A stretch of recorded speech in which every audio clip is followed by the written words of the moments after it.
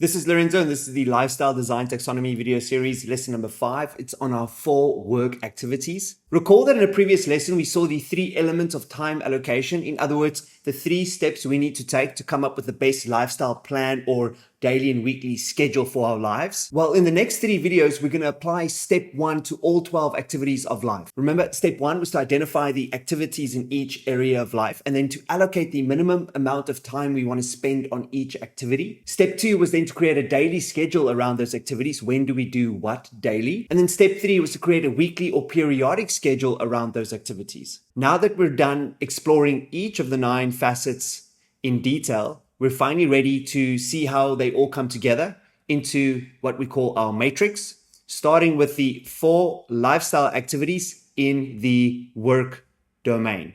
See you inside.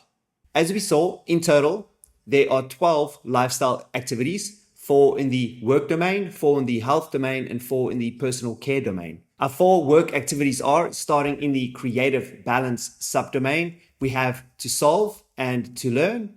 And in the service balance subdomain, we have to serve and to manage. To solve problems, acquire knowledge, and serving others are activities of growth or development. And activities of management is an activity of maintenance. Work balance is a function of individual creativity in an active and passive context versus social service, also in an active and passive context. Solving problems doesn't necessarily mean sitting in front of a computer shirtless, designing learning experiences, which is what I do. But solving a problem means that you are coming up with a solution either to a personal problem or a problem that you're uniquely well suited to solve in the working environment, where you are applying specific knowledge or unique judgment in an area of your highest values. Whereas solving problems is actively constructing new solutions to problems.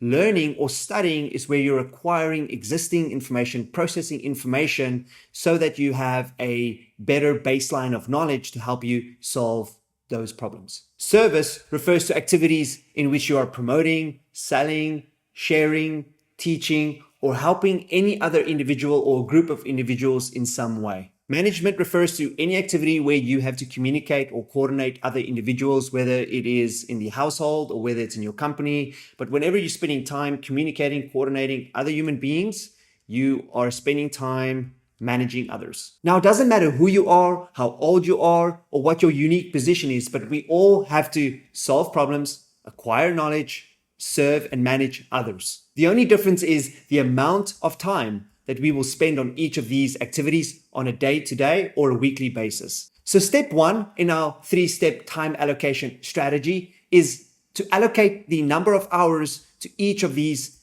activities. Now remember, there's only 24 hours in a day and we still have activities of health and activities of personal care to consider. So for example, as a learning experience designer and life coach, I spend at least 4 hours a day solving personal problems as well as designing solutions for clients. I spend at least 1 hour a day acquiring new knowledge, typically in the form of watching YouTube videos where I'll be taking notes and thinking deeply about subject matters related to my work or a problem that I'm solving for that day. I spend an hour nearly every single day consulting, coaching, or delivering a service for a client. But even if I'm not working that day, I always have a time slot available for service. And for the days I don't have anything scheduled, more often than not, this hour will be reallocated to my creative pursuits. On average, I spend about an hour, whether I like it or not, to communicate, coordinate with the people in my life. So whether you are a 13-year-old student who has to go to school, do their homework, you have to do chores, communicate to your teachers and your parents, or whether you're a scientist creating new knowledge, absorbing existing knowledge, sharing that in a peer-reviewed community, or managing undergraduates. These are the 4 universal, creative, and service-based work activities that we all have to engage in and master if we want to fulfill our cognitive and socioeconomic potential.